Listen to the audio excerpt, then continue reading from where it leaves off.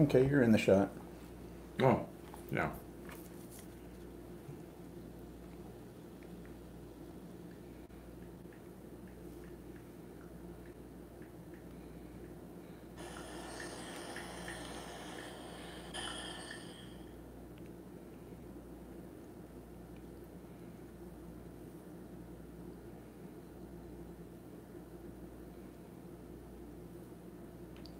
Don't see anything in here about Lakeridge.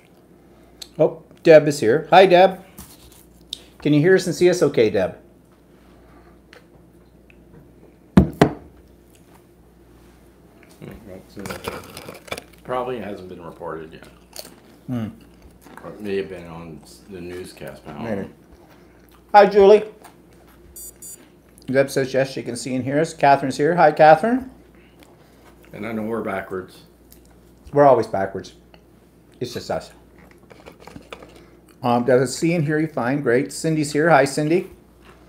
I'm just giving out a couple of seconds for other people to get in. Of course, today, this may have thrown other people's schedules off since we're doing it 1 hour later than we usually do, but that was because I just got home from teaching an art journal class. We'll talk about that in a few minutes. Oh, shoot. Give me the dishcloth, please. God, this is going to be one of those kind of productions. Spill stuff on everything. Do you get some on your phone? Just a drop. Okay. Hi, Glenn. Glenn is here. There. Now my notes are all wet. Everything's running. Okay, so I guess we might as well start. So what are we drinking and eating today? Something exotic. Not just cheap sparkling wine, champagne-ish like. Frickson. I can never say it. Friesny? Friesny. Is that Spanish? Yeah, it's a cava. Oh, okay. And cava is what? Spanish for sparkling wine. Okay. And Walter bought a case of beer. And in the case of beer, you got 3 little cans of Pringles chips. Barbecued, ketchup, and sour cream and onion. The reason you don't see the sour cream and onion sitting here is because I don't like sour cream and onion. So, do you? But his mother does. My mother loves sour cream and onion. I don't mind it. So I'm saving it for her. I don't know, I hate that. Hi, Mel. So last week, we got some favorable comments about the art attack that we did our live, and we're going to do another one of those sometime soon. I'm sort of thinking maybe we'll try them once a month and see how that works out. But I'm looking for suggestions for things that we could do. I'm sort of thinking the next one we might attempt a mixed media piece, either on a large tag or actually as a mixed media art journal page. This is definitely out of his comfort zone. That's something I've never ever done. So that could be fun. I've watched him do it a few times, But actually, we're talking today in my art journal class. We were doing jelly plates today, and we're doing the transfer technique where you use a magazine picture and try to get the image to transfer to your jelly plate and then pick it up as on your monoprint. And actually, if you don't know what I'm talking about, I have a whole video. It's an hour and a half long of me experimenting with this technique, and I put it up about a week and a half ago or so. But it's very experimental because it's very temperamental and you never know if it's going to work or not. And it depends on so many different factors, but they seem to have had a really good time and we got some really good prints. I think everybody had at least one print they really liked out of it, which was good. The other prints won't come to a waste because, you know, you can always use them in backgrounds for cards like we showed last week or, you know, mixed media things and whatnot. But it got me thinking about what we're going to do a future class. They seem to now want classes. I've been doing the same group for 2 years. We're starting our 3rd year. Everybody knows everybody. They're all very comfortable with things, and they're a great group for experimenting with because they want to experiment. In fact, they were telling me today that they really liked what we did today because they like the idea of, you know, I just give them a basic background on something and away they go. And so I said, fine, easy for me to do that. It's a lot easier for me to plan too. So next class is in October. It's going to be sort of a workshop-y, kind of like scrapbookers would call it a crop, quilters would call it a retreat. I don't know what we call it in mixed media, sort of a mixed media crop, I guess. And it's the theme is very loose. It's Halloween or Thanksgiving and whatever, and people are going to do whatever they want to do on those themes if they want to work with a theme, and they seem to be happy with that idea. And then in November, I think I'm going to do paste papers. Barb Owen, and you probably know who Barb Owen is, and if you don't, look her up on YouTube, because I have reviewed her site many times, and she's great. She did something about a year ago called paste papers, which is basically making collage papers out of whatever with glue, except it's a liquidy glue that you mix up from a dry powder. And it's actually kind of fun to do. And you get this big sheet of collage that you can take and cut down, make into card panels, make into ATCs, make into mixed media backgrounds, whatever. So I put this idea out to everybody in the group today, and they seem to like that. So I think that's going to be November's class. So yeah, it went along fine, but I'm always tired afterwards. Oh, Brenda's here. Hi, Brenda. Mel says that was really fun and nice if you are planning to do something similar in the future too. Yeah, we will. And Deb says, I enjoyed your live art vlog last week. Got a lot out of it too. Gave me lots of new ideas. Love to see you do more. And Kat says, she just did paste papers on Friday. Yes, I saw that. I haven't watched the video. Since she's gone to a once-a-month format, she used to come on every Friday and do about a 2.5 hour live thing, and I used to watch them when I could, but now that she does them once a month, and it must be the first Friday of every month, I forget about them, or I'm doing something else, so I have to watch the rebroadcast. So yeah, I'm going to watch that one again to see if she's got some new things with paste papers that she didn't have in the first one. But they're a lot of fun to do. It's not hard, and you don't have to think about it. It's kind of relaxing, so I think we'll have a lot of fun with that. Okay, so speaking of things that we're busy with, oh, hi, Angela. My mother, she had an MRI this week. We didn't know she was having an MRI this week, neither did she. We knew there was a possibility that she was going to have an MRI, another one. She's already had one before, sometime within probably the next 6 months. But suddenly I get this call at 8 o'clock in the morning on, what day was that? Was that Tuesday? Morning? No, I thought it was like Monday. Monday. I mean, it's Monday. No, I get Monday was a long weekend. Monday was a long weekend, wasn't it? And so it was Tuesday. Must have been Tuesday because we went over to see her, Yeah. or did we go see? Yeah, we did. So, anyways, doctor called up and said, somebody called up and told me, okay, I'm getting my dates wrong. She had the MRI not this week. She had it last week, didn't she? Yeah. But we didn't have the results. That was it. Okay, we didn't have the results. The doctor called Tuesday morning to give me the results. I guess she has some minor, what they call compression fractures, which happens when you get old, I guess, when you start to shrink. And she has a couple of, I don't know, she didn't use the term, but what I would call herniated discs, but there's some bulging or something. And again, the doctor said wasn't really major. My mother had fallen over the years several times and hurt herself to the point where she probably should have gone to a doctor, but my mother doesn't like doctors, and she didn't go. So I imagine some of these are from those over the years. But the doctor said she's not in any real pain or anything, so we're going to, but she said her bones are very fragile. So osteoporosis, of course, and yeah, that's very common with people of her age, especially women.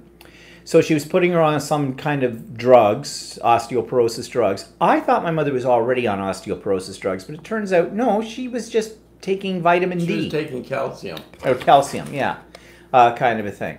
Yeah, so, but that was just out of her. She wasn't doing that. Yeah. Maybe the other doctor, she never said anything much to the other doctor. I don't know.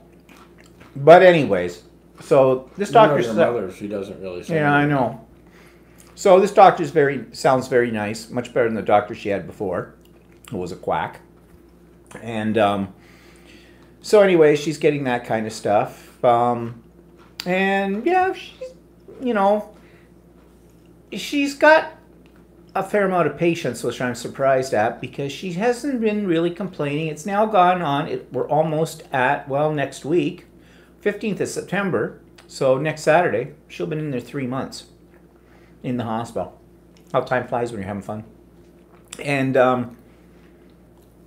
Don't know when she might get into a nursing home. But in the meantime, we went over to the apartment, pack up things. I think I'd already mentioned a week ago or so that we packed up her kitchen, and oh my God, so many boxes of junk. Well, then we packed up her china cabinet. Oh my God. I didn't know that one old lady could have so many dishes. She has 2 complete good china dish sets. One were her mother's that she got, and then her own. And her glassware, and it's I don't know what you call it. It's not really crystal. It's just very fine and very thin, actually, because I broke one of the glasses without even thinking about it. I just looked at it. Glassware, which none of that stuff she even used when she was in the house.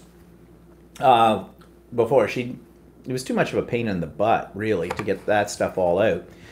I thought she had silver, but apparently not. She had really good stainless steel. So we brought that home because it happened to match a set of stainless steel that Walter had bought years ago. Well, I don't know how many boxes we packed up, but we packed up quite a few. So we're still working on it, bits and pieces. So if you know anybody who collects silver birch, that's the name of the china. We looked it up on the internet. They're selling them like a plate for $2.99. Is that Royal Dalton? Or? No, it's not Royal Dalton. It's I'm not even sure what the company was that made the silver birch.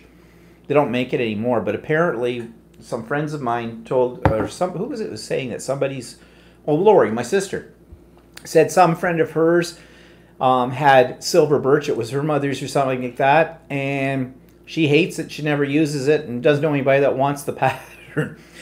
It's like 3 birch trees painted in the center with, and I used to think it was cool when I was a kid. Not so cool now. I never really liked it. Yeah. And people I don't think are young people are not into china. You know, it used to be, especially girls, it was something that they were supposed to have, you know, in their trousseau. They needed to have like nice dishes and teacups and all that kind of stuff. Young girls are not interested in this stuff anymore. Nobody is, because you know, it's impractical, really. But anyways, slowly but surely. But one thing we found when we went into the apartment, I don't know, did I talk about this last week? About the wasps? Let me see, I can't remember if we did. I may be repeating. No, wait, that was the day we went and met your sister. This was this past week on Wednesday. That was Wednesday. Oh, yeah, okay. So we walk in to meet up with my sister on Wednesday to talk about, you know, is there anything here she wanted and whatnot. And we got into the apartment, and on the living room floor by the windows, there was literally 40, 50, 100 dead wasps. A couple of them were still moving. We checked around. We couldn't really figure out at that point in time where they came in from, but there is a hole in the wall that's meant for an air conditioner, like a window-ish air conditioner, but my mother never had one, and that's been all covered up ever since she moved in. We figured they were getting in somewhere through that. So we told the superintendent, and I guess they brought in a pest control person, and I was talking to them again when we were over yesterday to the apartment, and yeah, they said that's where they were all. They were in this whole area, and he said there's hundreds of them. And they said they didn't want to disturb them because they thought it might make things worse. So what this pest control guy did, he put something in it that's to kill them, but it may take a few days to kill them all or whatever in there. So interesting. Good thing my mother's not living there anymore. So that was excitement. My sister's kind of petrified because my sister absolutely... She was freaking out. I can't believe that. I mean, I freak out at bees too, yeah, but well, not like bees weren't really flying around. They were just like crawling around on the floor. So, and they weren't really, it bugs me if they're flying around your head, but. Oh, is there a pun in there? Bugs me. Bugs bug you? Yeah, so that was kind of interesting, but I'm just glad my mother's definitely afraid of bees. I am too. Except that I got stung a few years ago by a wasp, and ever since then, my big mission in life is if I see them, I get them first. I don't like them because of it hurts when they sting. But. Well, yeah. The last time I got stung was when I was trying to paint that thing up on top of the garage, and there was a little nest in there. I don't know. I don't care if they are good for. They have a place in the ecology of things. I don't care. I'm killing them all. Well, I don't know what wasps are good for the ecology. What are wasps good for? I think wasps actually attack other forms of insects. Oh, okay. And eat them or something. I don't know. It's the ones that I don't understand are hornets. What are hornets good for? Yeah. Really, I don't know. But they bug me even more than wasps. Wasps will tend to be annoying, but they won't necessarily purposely sting you unless they feel threatened. Hornets are just bitches. They'll, oh yeah, sting you, blah, blah, blah, blah, blah. And I can sting you multiple times. Not like a honeybee and it loses its stinger and then dies. It's a one-off for them. Not for a hornet or for a wasp. I can see honeybees because honeybees pollinate stuff. Yeah. So what are people saying here?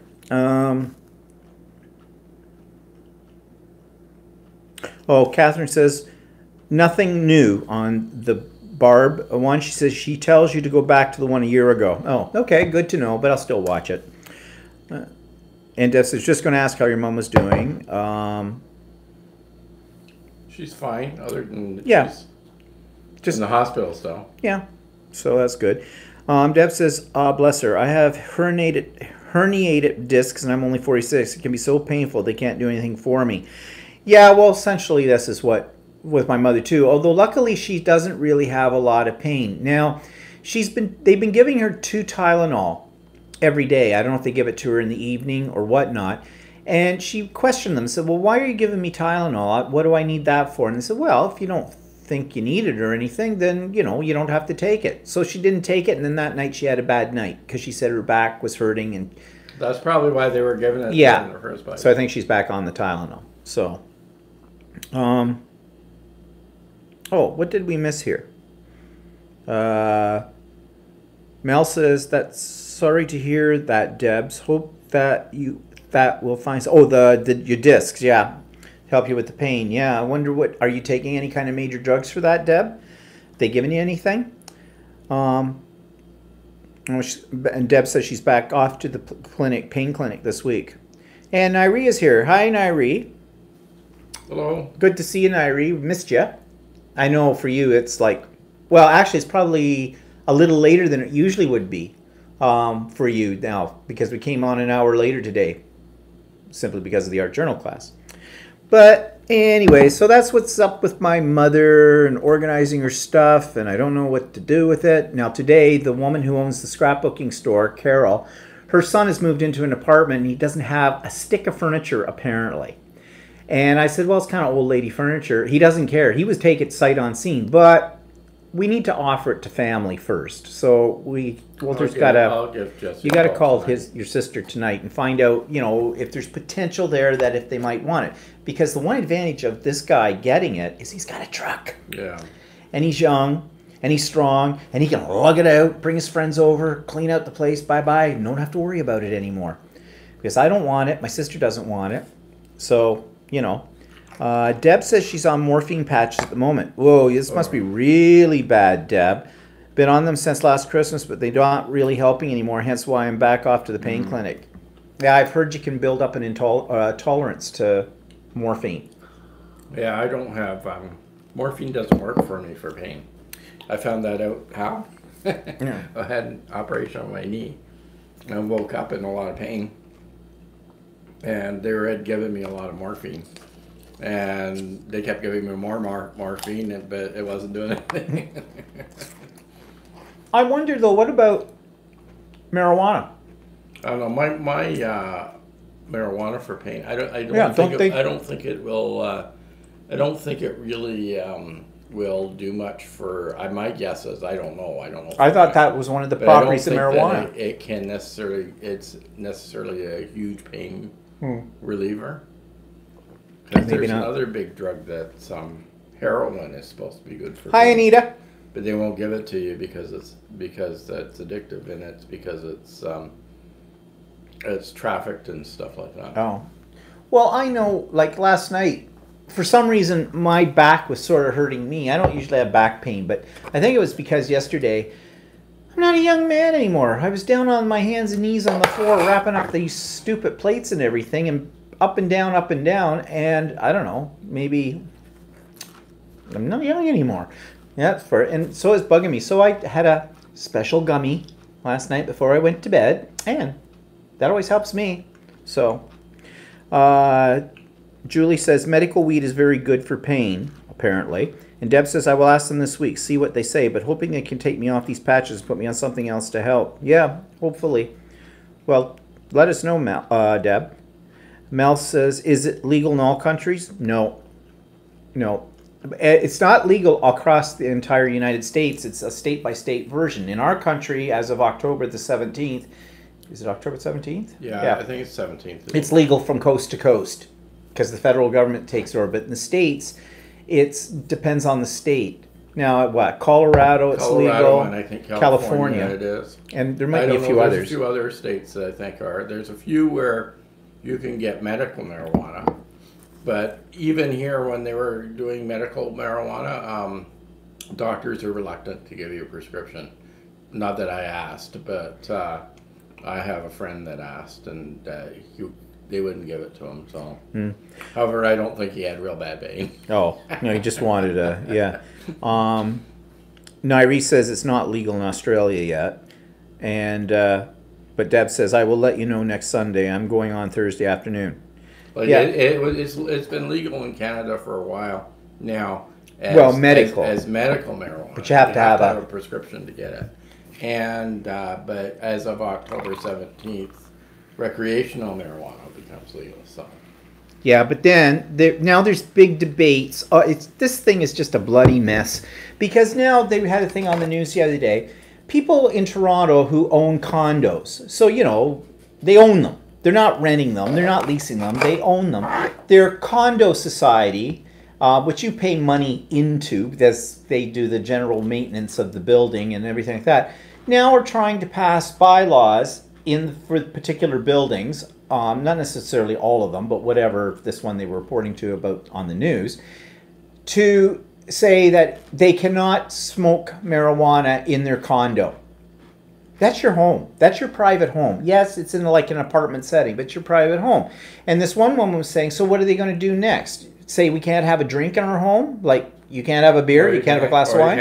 Or like they're talking about the odor and stuff like that. Yeah, well. But, you know, I know a lot of people that smoke cigars and it stinks pretty bad when you smoke cigars too. So. And this woman she said that exactly. She said they're not saying anything about the people who smoke in their home. They're just talking about weed. So this is opening up a whole new can of worms here. So I think you'd have to be smoking a whole lot of it for it to really stink. Well, no, because it depends on the way the wind blows and where you are. I don't know. But you know, and in university you used to smell it all the time. So you know, and I know that I know a lot of people. Like I don't smoke it myself, but no, we just eat it. No, what we do has more recently had purchased some gummies, but before that, I never ever had it. I mean, was a big nerd kid at school that actually listened to all the government saying that shouldn't smoke it, it's addictive and blah blah blah and all this other stuff. But I'm probably the only one that I know that doesn't smoke it. I know all kinds of people that smoke it. Yeah. And it's very popular with people in our age group, so you know, and have smoked it for many years and stuff like that. So now it's become legal or whatever. Now they're jumping up and down about rules for condos and stuff like that. Whereas I'm sure that half the people in the condos are already smoking anyway. So yeah, so yeah, who knows? There's going to be lots of stuff like this coming up with the whole thing. And the other thing about it is, our government, though, the Ontario government, has not approved the selling of edibles. Well, I'm a non-smoker. Never have smoked in my life. Can't smoke. I can't inhale. I don't want to inhale. But, like I said, we have a supply of these special gummies that actually we order from a medical. Often, no.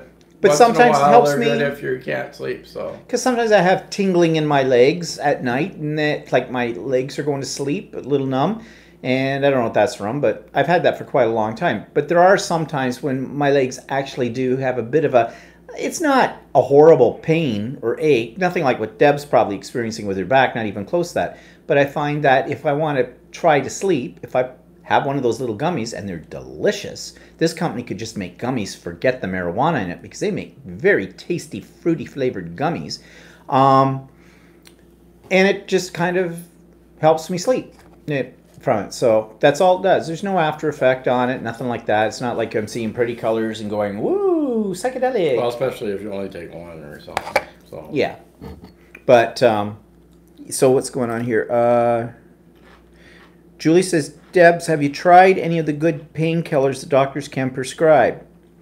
And Deb, just to back up, she says she's willing to try anything. There was talk about a spine stimulator, but it's only on trial at the moment, like I said, and said to my neurosurgeon, I'm willing to try anything now. A spine stimulator. I wonder what that does. And Nairi says secondhand cigar smoke won't make you gaga. no. No. And Deb says, yes, Julie, I've been on all sorts, but unfortunately have clashed with the morphine and send me into a chronic depression. So now on happy pills, too. I'm falling to bits, laugh out loud. That's too bad, Deb. You know, that's the one problem with doctors, too. They prescribe a drug for every little thing, and then before you know it, you've got all these different drugs, and they start to screw around with you because these doctors, at least in our country, they're not specialists when it comes to drugs. The people who know drugs are the pharmacologists, because that's what they studied, chemistry and the whole bit. And they will tell you. My father had reactions to various drugs that the doctor just prescribed. Oh, you got this problem here, take this drug, and the whole bit. And Well, even my mother, she was for years, like my mother had a problem with her heart racing. So the doctor gave her this drug to slow her heart down. And as she aged, she kept using the same, what do you call it, amount of prescription. What is it? Like the same pills year after year. And all of a sudden she was beginning to faint. Well, what was happening was her heart was stopping.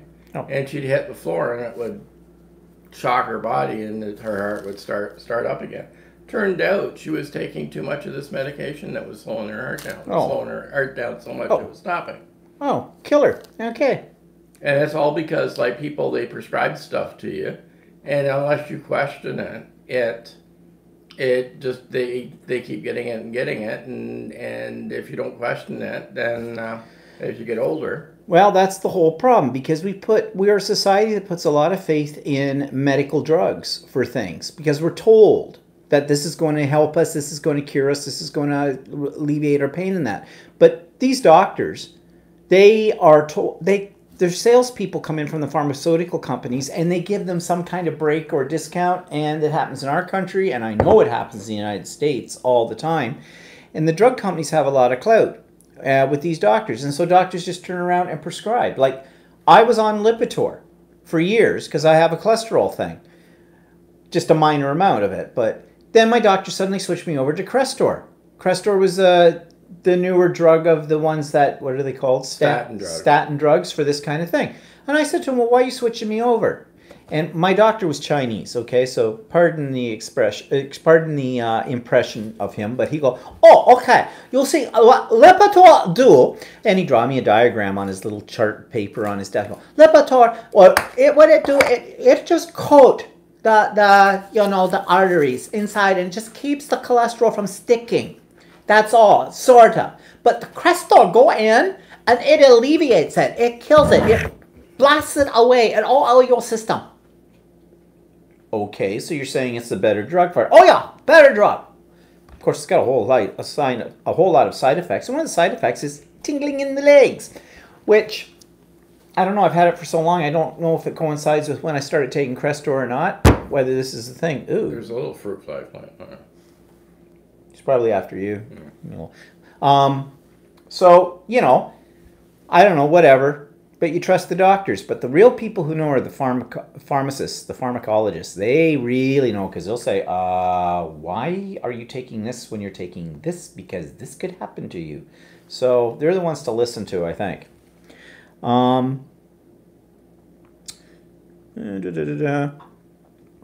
So Deb says that the spinal stimulation thing is like something like a TENS machine. They insert into... Got him. Yeah, yum. Eat them up. Juicy. She says it's like a TENS machine they insert into your spine. It's an e-stim machine. A who? An electrical stimulation machine. Oh, sounds painful to me. Ooh, don't like that. Mel says, Steven, you should be an actor. Yeah, I have done that. Yes, it's in another life. Jude says, I know how bad pain can be. Ever been to a pain clinic? Yeah, I think actually Deb said she had been. And Cindy says she's taking Lycra. Is it Lycra or Lyrica for shingles? Oh, is that the one they advertise that people over the age of 55? You've had the chicken pox. If you've ever had chicken pox, you could get shingles because shingles is a derivative of the chicken pox virus. So you need, and then they've got these new injection things that you can get. And then there's other drugs that are painkillers that you got to watch out for because they can actually eat holes into your stomach and stuff like yeah, that. well, one my dad did. What was the one your dad did? Well, they put him on I can't remember. Celebrex. Celebrex. And I've heard of a lot of people that have had problems with Celebrex. But apparently you're supposed to take another drug that coats your stomach because the Celebrex can eat into your stomach lining and give you bad ulcers. And guess what? The doctor didn't prescribe that to my father, didn't say anything about that. And what did my father get? An ulcer. So you see, this is what I mean. And Linda, the doctors don't know everything. Our friend Linda, who passed away, ended up having, no, I don't know if it was associated, but she had stomach problems. And she was on Celebrex for many years. Yeah, she was, and she ended up dying of stomach cancer. Just saying. Don't know if that had a connection to it because, funny thing is, doctors will never tell you that. And the reasons doctors don't tell you that, it's not because they don't necessarily want you to know, it's because they don't know. They don't know. They go by what the drug companies tell them. Unless they have had a background in pharmacology, they really don't know. A general practitioner, he doesn't really know. And Anita says, yes, muscle and leg cramps common on cholesterol meds. Yeah, that's what I figure what it's from. But then what do? Do you stop taking the cholesterol med? I mean, I'm only on 10 milligrams, and I've been on 10 milligrams for years. Also, this whole thing about cholesterol, I'm still kind of out. I don't really. Really? Is this a problem? I know two people that had heart attacks, and they were never not on cholesterol medication because their doctor said their cholesterol was low. Yeah. They didn't need to be on it, but they had a heart attack and they had blockages, right? So then they got on cholesterol medication after they had the heart attack, but the doctors then say, well, you shouldn't have had a heart attack because you had low cholesterol. So, and then us were on cholesterol medication, but even me, I resisted being on it because my doctor kept trying to put me on 10 milligrams and I kept having bowel problems with it. Well, so then she put me on 5. So I've been on 5, but my cholesterol's been 5 milligrams. My cholesterol's been fine. Yeah, so I don't know. It's the only drug I take.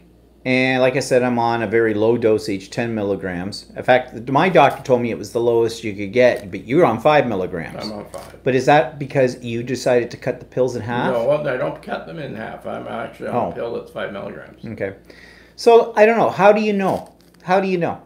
I mean, in my family, there is sort of a history of people kicking over because their heart stopped. But that was for other reasons, like, well, my uncle who died of a heart attack was 300 pounds of fun and was a semi-alcoholic. My grandfather died of a heart attack because he was 300 pounds plus of fun and an alcoholic. So, just saying, I'll have another drink. Well, and the doctor turns around and says, well, are you predisposed to heart attack? And then she turns around and says, she has this formula calculation that she does. She says, does anybody in your family have heart problems? Does anybody in your family ever die from a heart attack? Blah, blah, blah, blah. So anyway, so you list that all out and everything, and then it says, yeah, you have a 5% chance of having a heart attack if you don't take cholesterol medication. So, but she still puts you on it anyway. I don't know. How do you know? We trust them. But I guess you have to be your own advocate, and I think somebody was saying that in here. Deb says, yes, Julie, that's who did the steroid injections, and because the neurosurgeon can't do anything for me, he's referred me back to the pain clinic. And Mel says, slow to follow your talk at the moment. Lots of new terms, words for me. Oh, yeah, Mel, sorry about that. Medical terms aren't something. Yeah, medical terms are probably not the same in your country as they are here, because I know that when my cousin writes me from Germany, I know it's a different country, but she'll be describing some medical things, and I'll have to put Google Translate on Yeah. because I can't understand. I can't figure it out Well, what she's saying. that's what Mel said. She just put it on translator. Yeah. Deb says, this is why I enjoy my crafting so much, because it's my therapy, and although in constant pain, it takes my mind off it for a while, if that makes sense. Yeah, actually, that makes a lot of sense. Because actually crafting, quilting, anything that you do with your hands that's creative, I think is probably the best therapy for anything else that ails you, mentally or physically, if you can do it, because at least it gives you a break. Your mind starts to think about it. It doesn't think about all the other things. That's really why I like doing all that kind of stuff, because you're in another world, all on your own, doing your thing and having fun.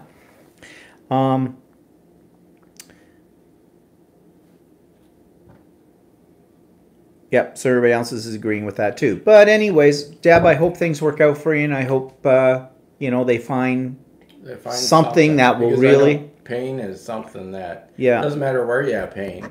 It's never good. So no, it incapacitates you for everything else. It just makes your life miserable. There's no two ways about it. So what's coming up on the vlog this week? Don't know, can't remember. Something. I've got stuff. I have some video clips for something. So you just have to tune in tomorrow sometime late in the day and check it out and see what I've got there, because honestly, mental block right now. Okay, my bed quilt. I did talk on the vlog about it, and I talked about it last week. Well, what else do I talk about? Now I'm afraid. I'm very, very afraid, because now it's ready to be quilted, and I'm very, very afraid. I've been watching Angela Walter videos about ruler foot quilting, and I have all her rulers and whatnot. I'm still afraid. Very, very afraid. Free motion. It's a quilt done with a lot of geometric shapes, so they always suggest you do something with a lot of curves when you quilt it to balance it out. Very, very afraid. Can't draw a straight circle if circles were straight. Yeah, so Walter suggested that I put it aside and practice on a smaller piece first. So before I went off to do my art journaling class today, I started building some blocks that are similar in design to the main quilt. And my idea is I'm going to put them all together as a table runner, and with some of the same patterning in it, but on a smaller scale, and I'll practice on that. I'll try and see if I can come up with some simple designs that I can do with the rulers, because I want to do ruler foot quilting, because you have a guide, you have edges you can follow with that, and see how that turns out. I don't want to blow this quilt. I've already invested way too much time and money into this quilt, so I'm a little afraid. It's either that, or I go and I take the course on how to use a long arm quilting machine. There's a place in our area that does this, and then take my quilt down there when I've taken the course and do long arm quilting on it instead. I don't know. Dilemmas of being a quilter. What do we have here? Nairi says, once you start, you'll be fine, Stephen. Just practice first. Yeah. That's the problem with me. I'm not a practice kind of person. I'm an all or nothing. And yeah, so what'll happen is the first part of the part of the quilt look crappy, and then the last part will look really good. Yeah. Anyways, I'm going to practice. I mean, it'll just end up on her bed anyway, so it doesn't really matter. It matters to me. It matters to me. And I'm the only person that is important enough to have it matter. Ruler quilting is a very slow process, an exercise in patience, Julie says. Yeah. And Anita says, that quilt's a big project. Good idea, Walter. Then Irie says, then go for it. What could go wrong? Oh, you're a wicked little thing, aren't you, Nairi? Hand quilted, laugh loud. Julie, I know you may be joking about that, but I thought about it.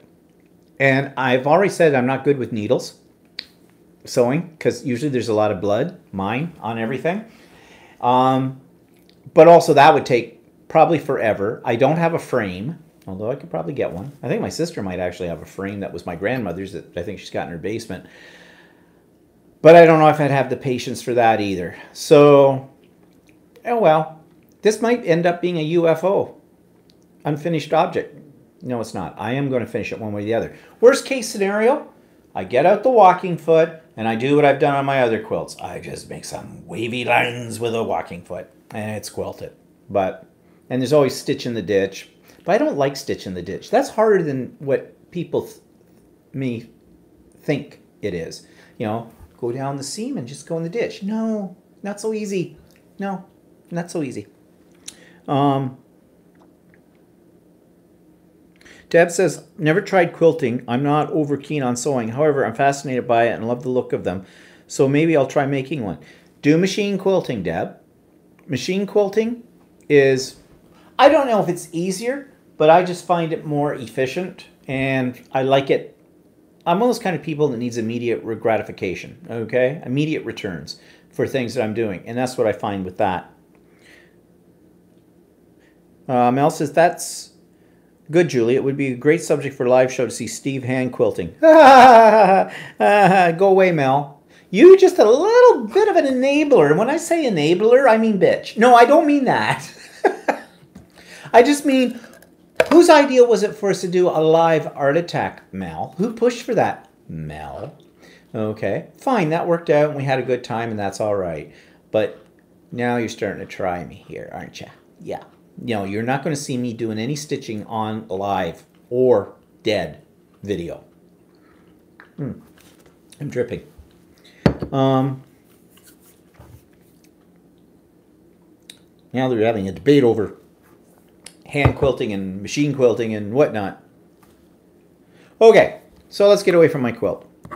Art journaling class this afternoon. I already mentioned it. We had a good time. It was fun. I don't know. Every time before I go to teach the class, I go, I got to teach the class. It's not that I don't like the people there and everything. It's just like, I'm there for like 3 hours, plus all the time I've taken to prep to put it together. And then what annoys me is I get there and I find 2 of the women have canceled. Now, I have made it very firm to Carol. Well, I've discussed it with Carol. Carol's the owner of store. I don't care what their reason is short of death. And I'm not being funny about this. If they cancel at the last minute, they're not getting their money back because they have to pay up front when they book the class. Because I've put time and effort into preparing for X number of people that I'm expecting there that have put their money down and said they're going to be there. And yeah, okay, one of them that canceled today, she was sick. But she's always sick. You know what I mean? Actually, that's kind of cruel. She's a poor, I know who this lady is because when I used to work in the store, she used to come in the store all the time. She used to spend a lot of money in the store, but she's got a little problem, an emotional problem, mental problem, whatever. And you feel really sorry for her. So she signs up for all these classes, not just mine, other classes they run there, and she doesn't show up for them because she's not feeling up. She does suffer from depression and a whole host of other things. Then when you get her into the class, you practically have to do it for her because she can't follow along. Like, it's sad. It's really sad because, you know, it gets her out and she's doing things and everything like that. But you've got other people in your class you got to look after too. And you can't spend all of your time in that class with one person. But if you leave her, she stops and she waits. She's very patient. She'll sit there and she'll wait. And she'll wait forever for you to come over and do the next stage of it. And you're not showing her, you're doing it because she doesn't really try a lot of it for herself. In fact, she's been in my class a couple of times and the other ladies are used to her and they, bless their hearts, they'll help her out because they know I'm busy with somebody else there too. But, you know, it's not working out. But anyways, so actually I wasn't that disappointed that she couldn't make it. I'm sorry that she wasn't feeling well or whatever her problem was, but you know what I mean. Another one, I found out she canceled, but she probably has a really good excuse. Her mother passed away. Well, her mother passed away a while ago, I think, like not just this week. I think she passed away, I might be wrong, but I think she passed away a couple of months ago. And so I think she's going through all the stuff, you know, her house and things like that. And I know how she feels about that. But she's a regular and she's very good at it too. Sally always just amazes me with what she does because she takes the simplest stuff and makes it gorgeous every time. She's just one of those kind of people. She's got that talent. I wish I had that talent. But it just annoys you, though, when you go in, you're planning for, uh-oh, we just froze. We're frozen. Let's see if we, I don't know, can you still hear us, people? Because we just froze. We'll give it a second here and hope it unfreezes, because that's not really a great pose for me either. Nairi says she can hear us, so we'll give it a minute. Yes, they can hear us, okay. We'll just see, it may unfreeze itself here in a second. It takes a minute or two sometimes to unfreeze. I don't know why it does that. No, I don't know why it does that either. But I've seen this happen on other users. Same thing happens to them. So it would say to me that it's a problem at the YouTube end. Yeah, everybody can hear us. Anita says, Stephen Walter, you heard it here. I need you to keep me accountable. I'm going to set up my sewing machine by next Sunday. I have a brother machine that I've never used. Oh, we're back again. Oh, great. We're back. Okay. You have inspired. Okay, go for it. And Anita, just as an aside, if you want some initial help with that kind of thing, go to chatterboxquilts.com. You've heard me mention this site before because this is, I guess I'll call Kim a friend now since we've actually met and everything face to face, who has set up a section out of that website called The Quilter's Way. It is a paid site, but she has a bunch of videos on there to get you started. It's $10 USA a month, and I think it's well worth it. And especially if you're a new quilter. Kim just put up a video this past week because I asked her, I said the one thing, she wanted to know what we struggle with as quilters. And one thing I struggle with is binding. Joining the two ends. And I've watched umpteen million videos about how to do it, and every time I struggle with it. And so she did a video about it. She even addressed it to me as there. And holy crap! Very straightforward, very easy to do, the whole bit, but it was the way she explained it and the way she created the video so you could see. A lot of these other sites, they talk you through it, and then they're flipping their hands this way and that way, and you looking at it and going, yeah, what did you just do? And so you back it up and go forward and slow it down and back and forth and still not get it. But I really recommend, that's Chatterbox Quilts. Look for the section in Chatterbox Quilts called The Quilter's Way. Also, look up Kim's YouTube channel. You'll find some interesting stuff there for free. And it's Chatterbox Quilts on YouTube. So I highly recommend it. And I don't get a kickback on this, okay? I have to pay for membership like everybody else. Julie says, great frozen expressions. Yeah, not. Deb says, been great chatting with you both and the others on here too, but sleep time for me, so I'll say goodnight all. Catch you next week, guys. Night all. Night, Deb, and good luck with the pain management.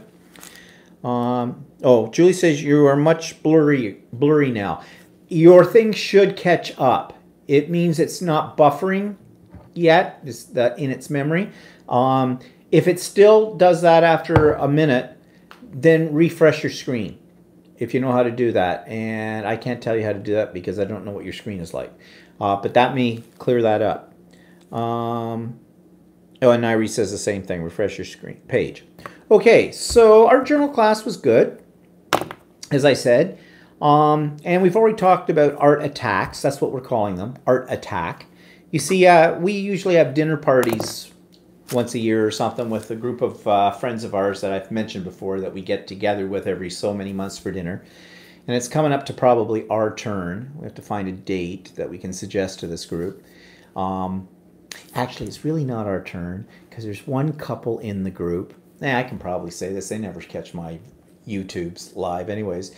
Good friends, but really, it's been 2 years since they've done it with our group. Like, kind of thing. Now, okay, they have some excuses. One of them is lame.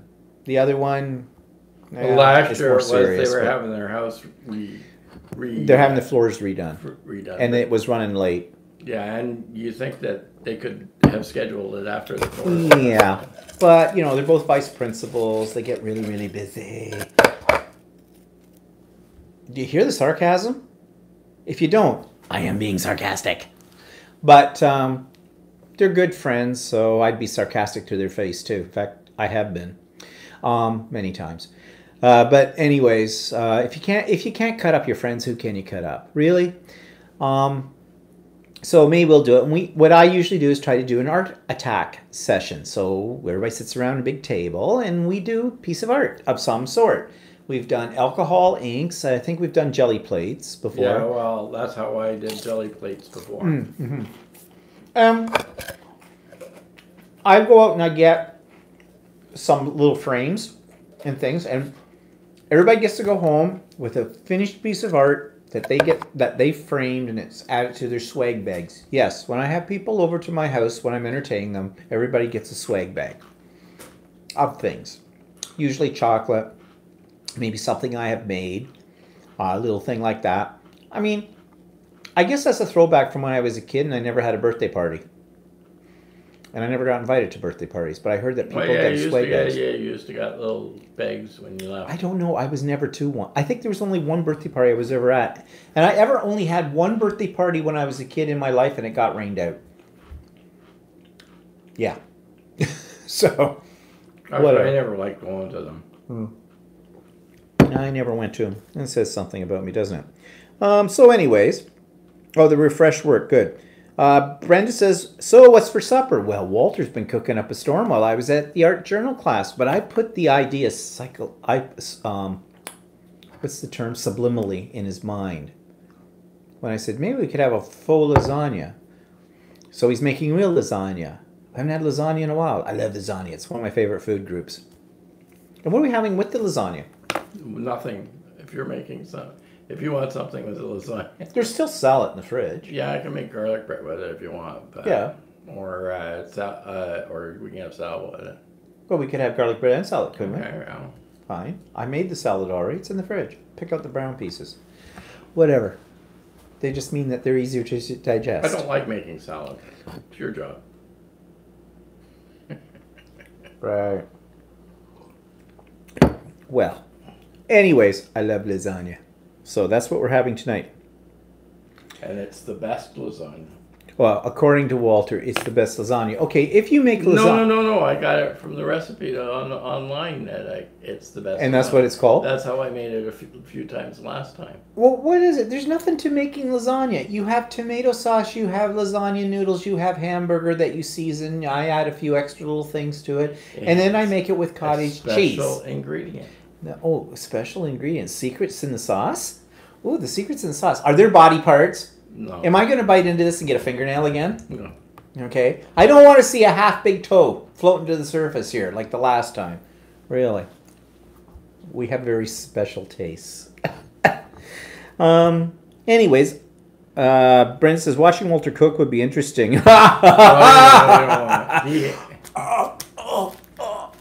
Yeah. You want to see someone destroy a kitchen in under 5 minutes? I came home, and I do what I usually do. Oh, he's been cooking. Okay, and I go along and I start picking things up and put things. I was down to the last minute, too, because I was putting the lasagna together at about 4:45, so... Oh, just like, yeah, pushing it together. Show them your lasagna. Show them the pan. Well, I made 3 small ones. Mm-hmm. I made 3 small ones. Oh, one for you, one for me, and one for later. You know, 2 I'll freeze and... Hold it up to the light. There's a light. There's a glare on your cheese. There's a glare on my cheese, yeah. Anyways, that's his lasagna. Angela says, good, yummy. It is. So, okay. So that's what's for dinner tonight. Anything in the news? Upworthy. I did hear something, but we haven't been able to verify it yet, that in our local hospital here, not the one my mother's in, she's in a different town, that there was a hostage situation going on. Somebody had a knife or a gun and was doing something. One of the women in my class said it was on her phone, and I looked just before we came on air for it, but I couldn't find anything about it, so I don't know. Well, there's a hold up for drugs, or... I don't know. Well, I know that they sometimes get people that are suicidal and stuff like that. Well, maybe it had something to do with that. I don't know. I'll have to check the news later to see if there's anything on it about it. But, you know, it's just getting scary living in this country anymore. I mean, someone's being shot every week, and it's starting to spread out into the burbs where we live and everything like that. Like, I don't know what's going on. I think it was Brenda who mentioned it's the beginning of the end of times. Maybe you're right, Brenda. I don't know. Nairi says, love catching up. Got to get ready for work. Catch you all next time. Okay, Nairi, enjoy school. Yeah, enjoy school, yeah. Yeah, it's the most wonderful time. Well, here. It's not yours. You're moving towards halfway through your school year, too, aren't you? No, you're moving closer to summer with each month. Yeah. Summer holidays. December, yeah. Spring, actually, because Deborah Tyndale, who was the lady that we met in Perth. She was posting spring flowers in Perth area. Mm-hmm. Yeah, Nairi says spring. Yep. Oh, I want to go back to Australia. We have to see the Gold Coast. Yeah, we're heading towards fall, but that's typical. Yeah, don't like fall. Actually, I don't mind fall, feels kind but of fallish today. Yeah, it does. This is the first I've worn long pants in a couple of months, and I don't like them. They're restrictive. Yeah. So what else is in the news? Anything? No. Same old, same old. Well, Trump, NAFTA. Well, yeah. Well, Trump and Justin are having it out there, and well, that's old news. We know. We just sit around. Who cares? Whatever. And nothing else. And of course, our own stupid idiot version of Trump, Doug Ford. Yeah, he said that he was going to help the healthcare system because he was going to end hallway medicine. And so their solution is to find efficiencies in the healthcare. In other words, cutbacks. Yeah, I know. Yeah, great. Our healthcare system now, although in comparison to some other countries in the world, usually third world ones, is much better. But they slowly chip at it all the time and reduce and reduce and reduce. And eventually we're just going to end up with a private system like the Americans have. And we know how that's working out. So, no. Anita says, yes, last week I was at doctor appointment with my husband. And when we stepped off the elevator, police were coming into the lobby due to someone causing a disturbance. We just booked it out of there. And Mel says in Finland it's quite warm here, but autumn is coming. Some trees are already turning yellow and red.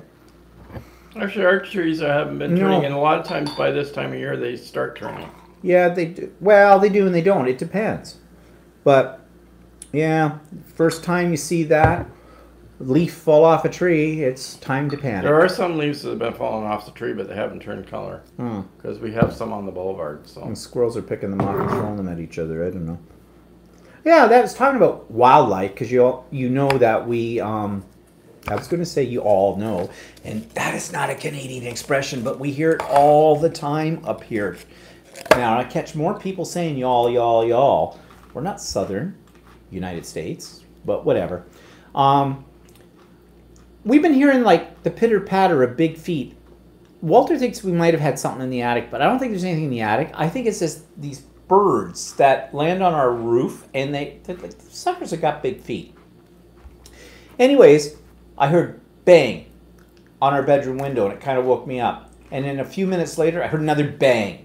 I went, uh-oh, some birds have hit a window. So I opened up the blind, looked out. Nobody was dead on the lawn or anything like that. But there were two blue jays chasing each other, because blue jays are very territorial. And we had all these birds with these long beaks and a red dot on their head that I didn't know what they were, all eaten off the lawn. Something they were going for, worms, grubs, I don't know what.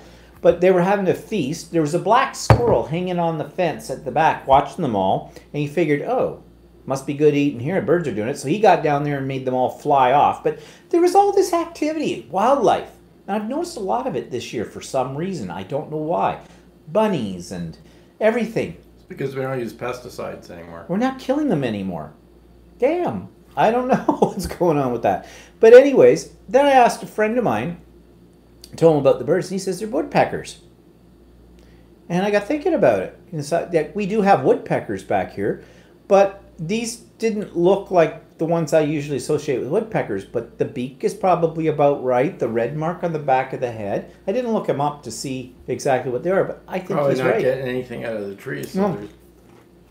So, anyways, it's just a regular zoo in our backyard.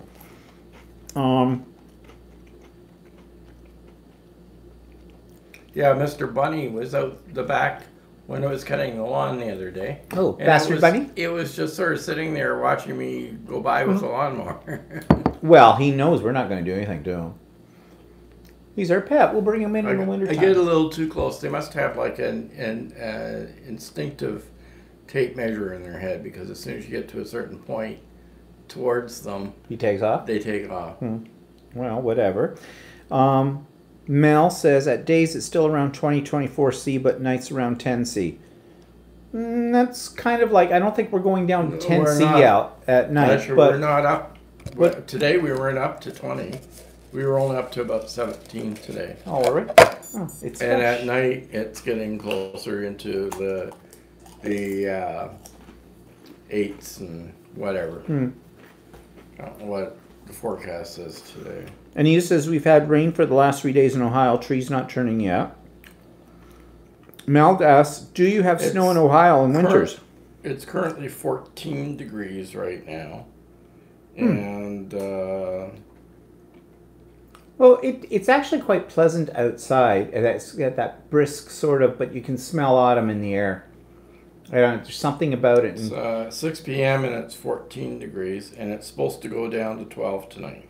Because autumn doesn't officially arrive until the 21st of September. But later this week in the forecast, we're supposed to get 27 during the day and 18 at night. Oh, okay. Well, it's still warmish. Now, of course, that's the one thing that was in the news. Kids went back to school on Tuesday. Okay, Tuesday and Wednesday it was 40 degrees C with the Humidex out here. So that's hot. That's hot. All the poor little darlings were in schools that weren't air conditioned. They were fainting, and the grade 1s were fainting. The grade 2s were throwing up. Parents were coming in, taking their kids out of school because it was way too hot. The school boards don't have any money to put in air conditioning, blah, blah, blah, blah, blah. When I have never worked in my whole career, nor let alone go to a school that was fully air conditioned. They didn't say anything about the poor teachers working in those environments. You can't open the windows and get a breeze in. Some teachers would bring in fans and put them in their classroom. But you know what it is? When I was a kid, I grew up in a house that did not have central air. Central air for us was this giant 20-inch fan. That was central air. Okay? Well, most of us didn't grow up in houses. No. In Canada, anyway. But these poor little babies, you know, because they're used to spending all summer indoors playing their video games in an air-conditioned environment that their parents keep at about minus 20 degrees C, you know, for freshness, no doubt. And so they're in their school and they can't concentrate on their work. We're having a heat stroke. Oh my God. Like, really? Suckholes. That's all I can say. Suckholes. Suck it up. Now what they'll be bitching about. Well, We had 2 days of those heat. Then it cooled down this week. Next week probably be a little bit cooler. Then they'll all be freezing to death. So you can't win. Well, Canada doesn't have air-conditioned schools mostly because usually there aren't that many days that are hot enough. Well, the reason they don't have air-conditioned schools is because kids don't go to school in the summer unless they're in summer school, and then they deserve to suffer because the stupid little buggers didn't do anything all year long and have to go to summer school. But I mean, really, you know, they're out by the end of June. Yeah, June can be warm. July and August are the hottest months. September, the first part of September can be warm like it has been this little while, but then it's going to cool down, and then we're going to get like into the ice age again. Today So it's cool again, so. just suck it up, people. Really? When I had to go to school, I had to walk uphill barefoot 50 miles both ways in the snow, no matter what time of year it was. Yeah, whatever. Oh, Glennis is here. Glennis, I've been missing you at the art journal classes.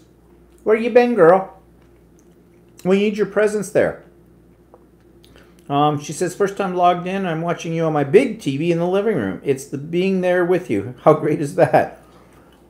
Oh, God, if I'd known, I'd put on a little makeup. Don't want to see every pore. Mel, Ohio, Anita says, Mel, Ohio is in the eastern part of the USA, but we are also called Midwestern. So, yeah, but they're talking about weather, and they get snow and things too. Yeah. Probably Ohio's northern. Probably more of us. More than we get. You might get more than we do because we have a lake effect. So it depends on the year anymore. We might get. You probably get as cold as we do too. So yeah. So, anything eating you this week, Walter? Can't remember. There's always something eating you. Yeah, I know. All you but do I is never chronically remember. bitch. What's that all about? Whatever. I mean. There was something you were talking about earlier this week that pissed you off, and I can't remember what it was. Well, I really should write this stuff down. Yeah, probably should. You're losing your memory. Glennis says, you look fabulous. Miss you too. And for those of you that don't know Glennis, because this is her first time here, at least first time revealing herself here, Glennis is someone that I know. She's a friend, and she's usually at the art journal classes as well too. But Glennis had some medical things she had to look after and whatever, and so that was sort of preventing her from coming. So I hope you're feeling better, Glennis, and I hope everything there is now ship shape. I've been watching your kitties though on Facebook. She has beautiful cats. They're so luscious and fluffy. They're so fluffy.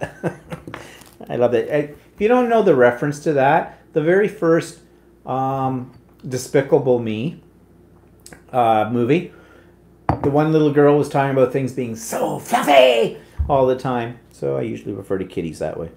Mel says, yep, I found it. My cousin is living in Miami. She moved there 3 years ago.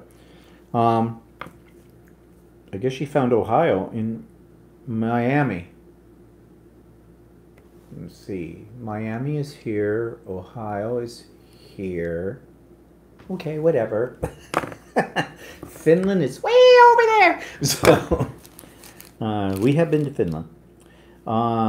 This is Glennis says, this is my 15 minutes of fame. Don't use it all up. That's all I can say. Do it in little spurts. Okay, so nothing's eating Walter. What are we watching? Okay, so we've talked about Castle Rock before. Actually, not what's eating Oh, me, you're going back to that. But I finally got stupid garage door opener. Oh, if you want to hear a week of cursing and swearing and everything, So this is it. we had these old, we still Very have old. one old. We have a double door garage at the front, so like 2 single doors. So I have 2 garage door openers, one to handle each door. So anyway, the main one, which is the one he uses on his side, we don't both park our cars in the garage. We can't get 2 cars in it. No, because one side has junk and the other side has a car, right? So he gets to park inside the garage. Because But- I'm special. Yeah, so that door goes up and down all the time. So we had some problems with the door last winter, or with the garage door opener last winter. So, Well, not just last winter. We've been having problems with that garage door Yeah. For several years. but last winter, it was the worst problems that we've had, right? So,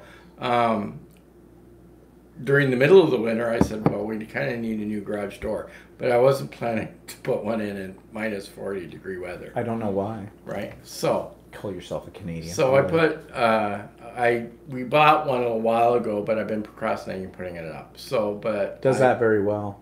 And when he says we bought it a while ago, let's say a couple months ago. months. No, it was a couple months ago. Oh, I thought it was more like 6 months to 8. No. It was warm out when we Yeah, bought that's your story. and So you're sticking anyway, to it. so, Yeah, whatever. it. I finally got around to doing it this week, and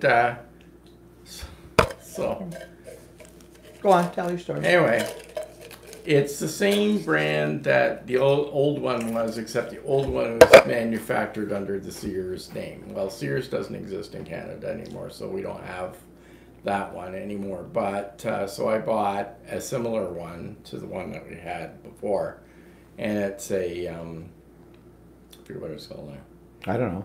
Anyway, so Piece of crap.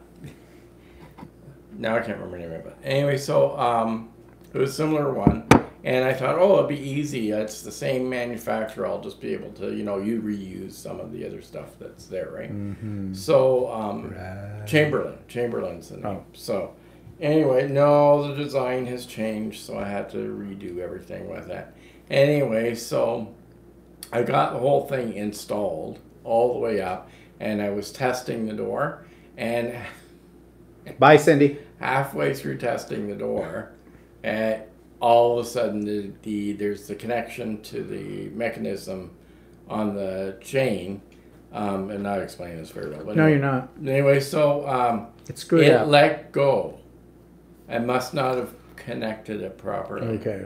And so the whole thing just went smack open again. So I spent another 5 hours fixing the bloody thing again. So now it's all working. So far. So far. So far. So good. Now, yeah.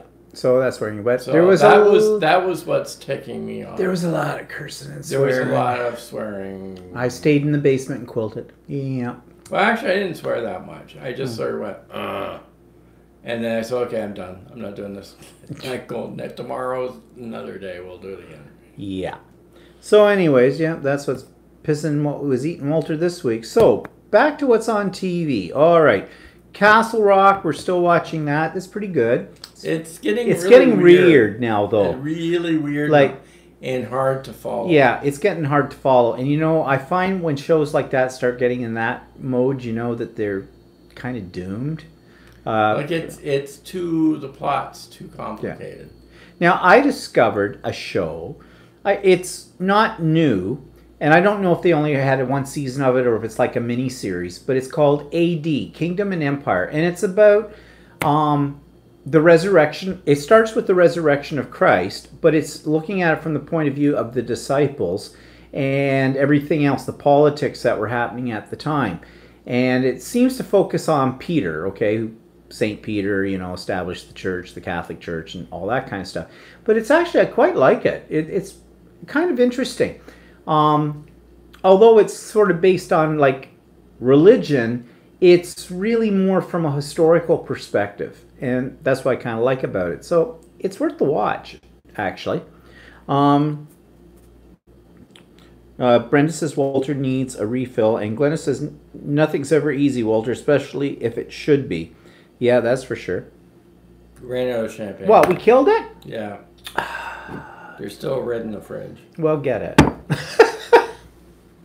Because you know what happens with red wine. If it sits in the fridge too long, it goes stale. That's my theory, and I'm sticking to it. Simple as that. So that's what we're watching on TV. Okay, we saw a couple of interesting movies on, again, Netflix. If you don't have Netflix, and if you can get Netflix in wherever you live, at least here it's very reasonably priced at $10.99 Canadian a month, and that includes the tax, actually. Actually, I think the Canadian government was talking about taxing it. Oh, of course. Of course they would be, because, we don't pay enough in taxes as it is now, and for more and more taxes for less and less services. But anyways, so we watched something called Winchester. Now, I had seen this. This was out at the movies for a while, in the regular theaters, and it looked really interesting. It's sort of a horror. It's sort of not a horror, though. It's more of, I guess you'd call it a thriller, that halfway ground between action and horror. But it's kind of based on a true situation. There is a house in California that was built by the man who invented the Winchester firearms company, Winchester rifles and stuff like that. And it's about his widow in this house. And I had seen a show, I think it was on America's Most Haunted or something like that one time, where she had spent her life, she's dead now, she died, long time ago. Back in the 30s or 20s or something like that. Anyways, she kept adding rooms and stairways that go nowhere, and rooms that don't lead anywhere, and doorways that don't open and things throughout this whole house. And it was a perpetual project, and people worked there night and day, 7 days a week, putting these things on that she wanted. The reason she did this was because she felt she was cursed and that she was being haunted by the spirits of those people that had been killed by Winchester firearms, by the Winchester rifles. So what she was trying to do is confuse the spirits so they wouldn't attack her by building all of these different rooms and making the house basically into a very large maze. Well, the movie uses that as its premise and talks... Well, obviously, they manufactured it to be... Yes, Yeah. that's what I said. They used it as their premise. Yeah. What part of premise Yeah, don't okay. know? I'm sorry, did I use a big word? Yes, you did. Okay, sorry. They I'm not an English they teacher. used that I'm a slob. as a suggestion for their creative imagination. Okay, fine. We understand the words. All right, whatever. So, anyways, it's a really good movie.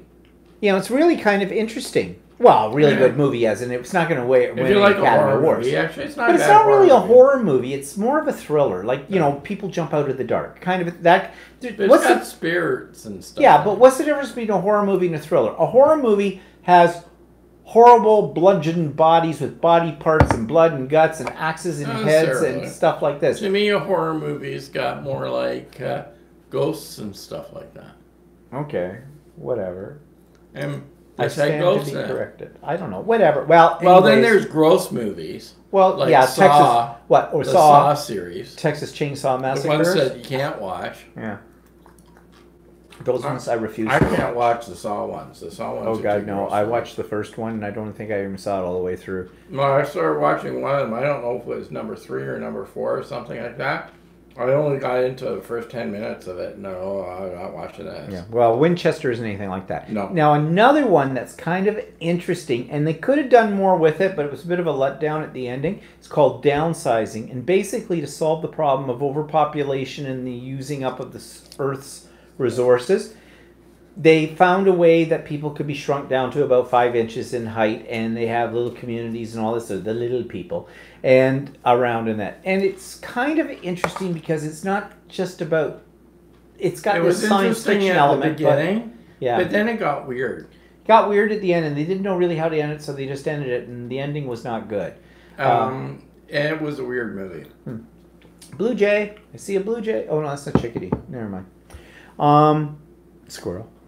But actually, I would think as amusing little time wasters, Yeah. both Winchester and Downsizing are good. Now, last night we watched, because Netflix finally got it, Black Panther. We never went to the movie theater to see it.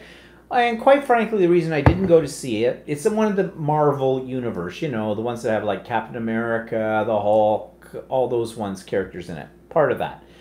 A friend of mine who's into that comic book world and the whole bit, he saw the movie and he said it was pretty good. But we never went to the show to see it. Well, now it's on Netflix. Actually, Actually, it was different surprised from me. what I thought it was going to be about. Yeah. And it's kind of an interesting premise. Like, in the whole bit. Well, you have to see it because it's hard to explain it in a way. But it's an area in Africa with, you know, the native people in that area, but there's very advanced in their technology because of some strange mineral that came from a meteorite that hit in that area some time ago, and it's given them the ability to create like very futuristic kind of things, but they protect themselves from the outside world, even though they could probably solve world hunger and all those other kind of things. And it's tribal. It's a real mix of sort of African tribal kind of customs mixed with high-tech technology. It might be making some kind of commentary about the fact that we think that people that live in Africa are all like third world country backwards, and I think it's trying to do a spin on that. If you want to get into it deeply and psychologically analyze it, which I don't think it's really worth psychologically analyzing it, it's just a good romp. There's lots of action, there's lots of beating up of people, there's lots of superpowers, there's lots of tech. You know, all the stuff that everybody wants in that kind of movie. Yeah, well, you know, well, the kind of stuff Africa doesn't really have. Africa doesn't. I'm sure there's lots of poor people in Africa, but there's not. Well, they don't all live in a hut. They have No. cities. This guy used to tell the kids this. You know, in Africa, they do have cities, skyscrapers. They don't all live in a grass hut. They know what a car is. They have the internet.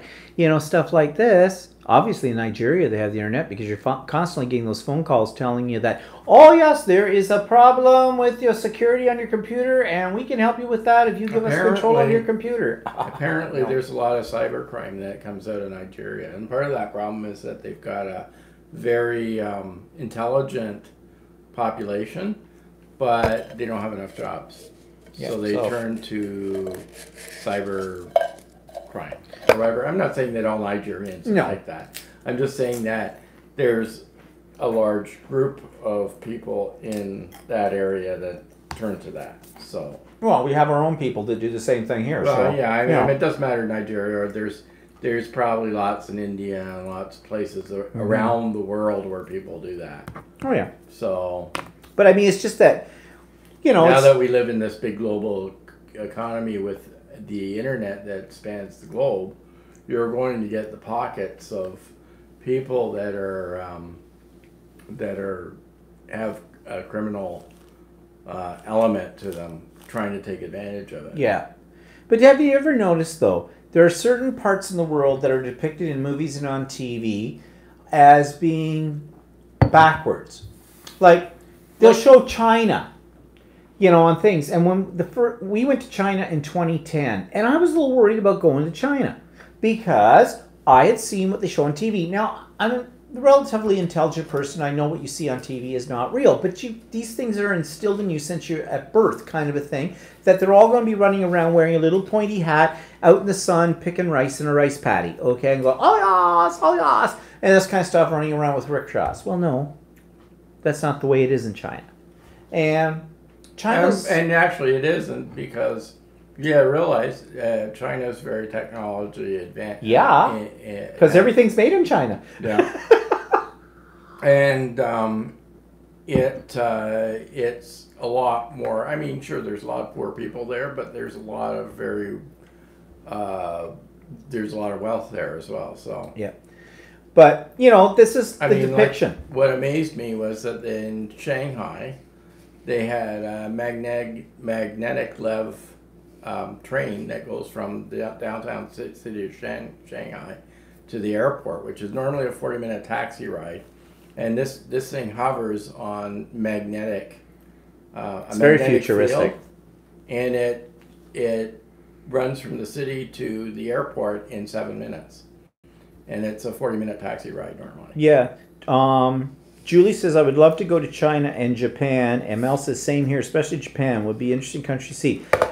China is worth going to. It's very Western in style.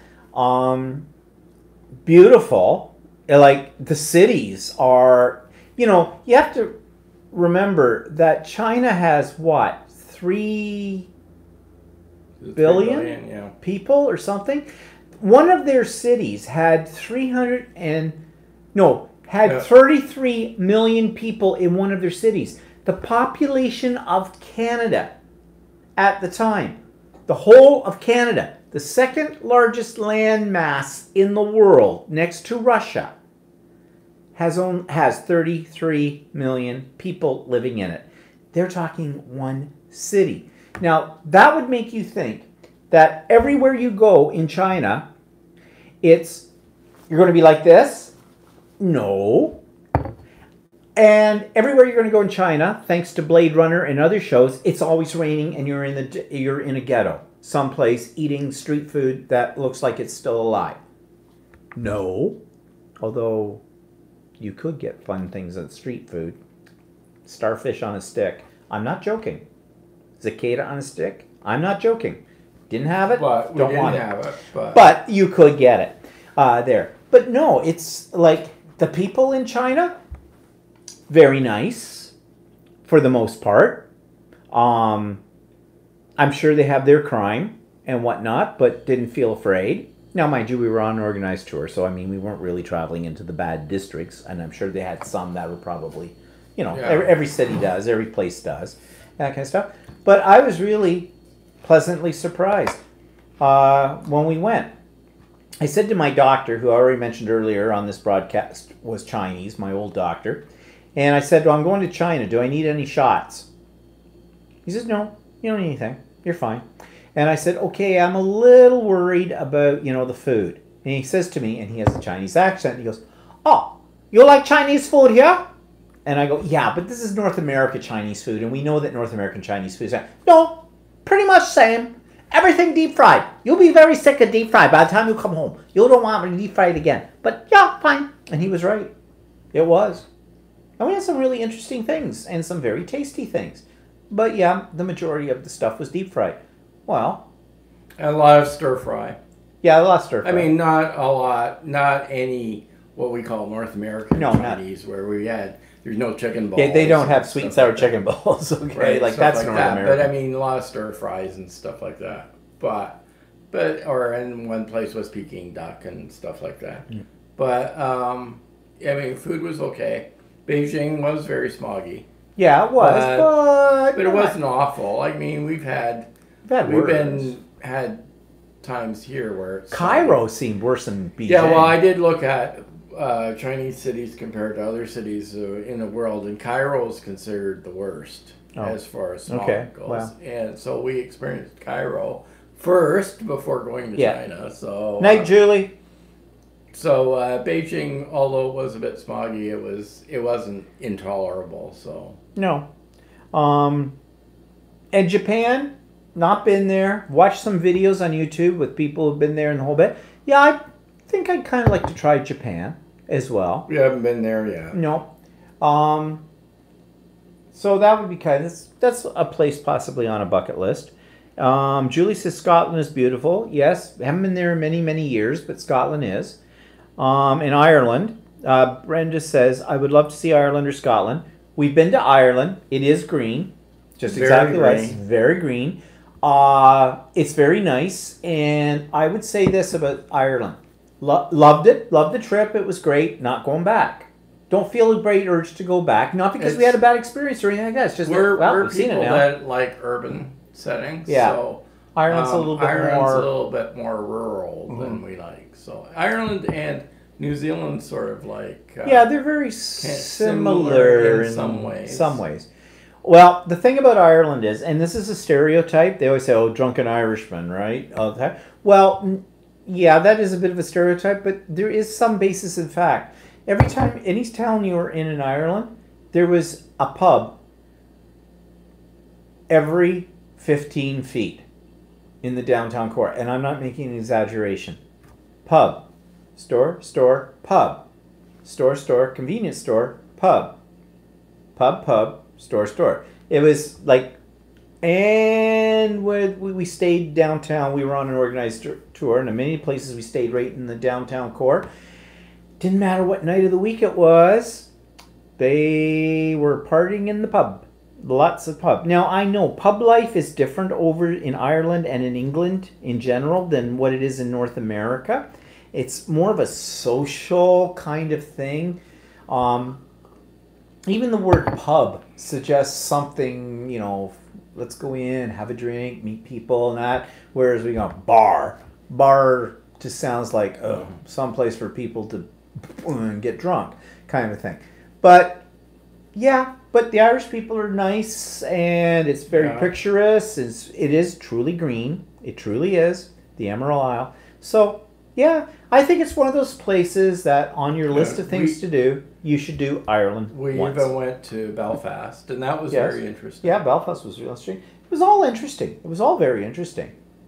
But recommend it. Mel says, I've been in England and Wales many times, but Ireland and Scotland would be great places to visit someday. Yeah, Scotland's very rustic.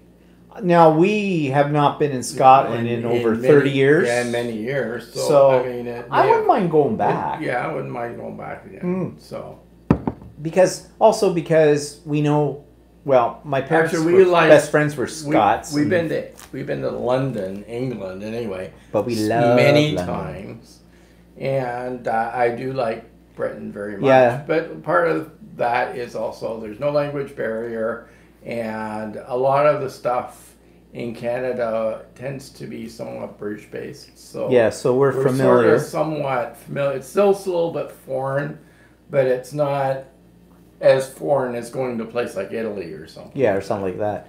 But no, I love it. My nephew, he just recently moved there to work there, He's just out of university, kind of a thing, and he's loving it. And his parents, my brother and my sister-in-law, are, I think they're now. I think they went this weekend, or my brother did, and then my sister-in-law's going. I don't know. I couldn't figure out what my brother was doing, but whatever.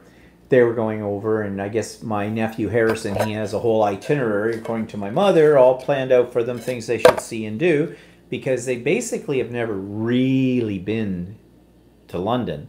When my brother's gone over a couple of times, he goes to play golf in Scotland or something. I don't Yeah, it really sounds know to what me he like does. he just flies to London or something. Yeah. Or flies somewhere and then goes golfing or something.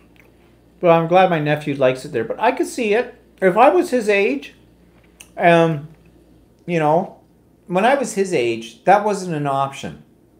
Really, except for the really exotic people who would do those things. I mean, you stayed in your own country. Today, we're such a global community anyways. Going to another country is not that big a deal anymore. It's still a big deal, but not that big a deal for the younger people. Yeah, like, I mean, okay, when we went to Britain the first time in 1987, in those days, there were no automatic teller machines. You had to plan and bring all your money with you. You had to bring traveler's checks, and you couldn't just hop on the internet and do something. You had to, it was a big deal to phone back and stuff like that. Yeah, you're welcome, Brenda. So, yeah, in those days when we were younger, it was more of a trip or something to do that. Whereas now everybody's connected and No, people just hop I mean, on the like, bloody on plane this- and go. Oh, let's go to London for the weekend. on this forum that we have here, we've got people from all over the world. Yeah. On it, right. So many years ago, we couldn't actually do No. that. So I mean, people were still, if they had pen pals, you know, that kind of thing. You wrote to people back and forth. I tried that for a while when I was young. Never got into even it. was that we were on a trip in Europe in '93 or whatever, in 1993, and I stopped and went to try and call back to my mother back home to see If she was still alive. No, just check up on her. Or check up, let her know we were still alive. Anyway, so it was a bit of a rigmarole to call back. So. Yeah. Mel says, hopefully my next trip will be to Amsterdam. Would love to see the Rijksmuseum. Yes, actually, when we were there last we've done time, it. No, actually, it was under reconstruction. Oh, did remember? we not go in? Yeah, we went in, but Yeah. it was under reconstruction. Oh, that's right. So there were certain parts that where you couldn't get into. That's right. I wouldn't mind going back No. there again. Actually, Holland's really nice, especially when you get out. Like Amsterdam is, you have an Amsterdam good time. That's for sure there. And Amsterdam's nice, but the rest of Holland too is very nice as well. And in spite of the fact that it's filled with Dutch people, it's still very nice. No. I wouldn't mind going back there, Yeah, I'd like to go there too before we die. Well, maybe we. There's so many places in so little time. This is the problem, you know. We've been dying to go somewhere, but your mother's in hospital. Well, yeah. Well, we just can't leave until my mom gets placed in a home, and then we know that everything's okay and we can go. But while she's in the hospital, because she could get placed in a home like real bingo, and we got to go into action on all of that. I'm getting antsy to go somewhere, even for a bloody weekend. We haven't been away for a bloody weekend since my birthday, and that was in July. But whatever. First world problems. Mel says, yes, they made a big renovation in the Rijksmuseum. Is it Rijksmuseum. Some years ago. There is a very interesting document about it on YouTube. Yeah. Actually, I think I did watch that. Yeah, I think we saw that. Yeah, actually, yeah. When we were there, it was under reconstruction. So all we really saw was we went in and we saw a few works, and we saw the night watch. But yeah, that's right. But there was a lot of stuff was way under construction. Yeah. Anita says, Stephen, you are right. I was thinking too that when I was growing up, visiting other countries was something that most people just did not get to do. I am the young now that's much more available. Yep, the young can go wherever they want to go, you know, and it wasn't so much the cost in those days, it was the fear of the unknown. And that was put into our minds by National Geographic magazines and television commercials. and media.